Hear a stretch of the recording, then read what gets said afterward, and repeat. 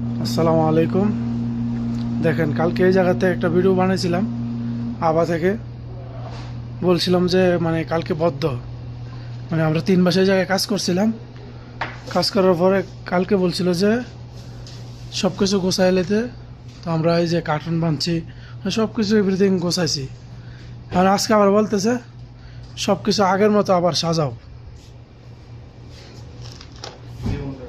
এটাই আমাদের বিদেশ।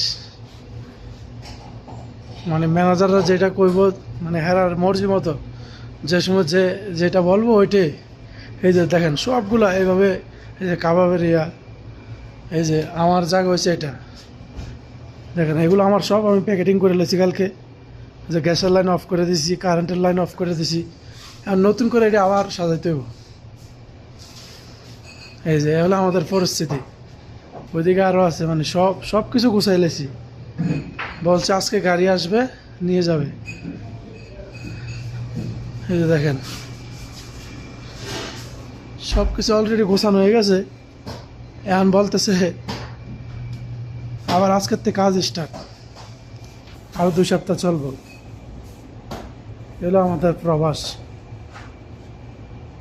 আসসালামু আলাইকুম, সবাই ভালো থাকবেন, সুস্থ থাকবেন।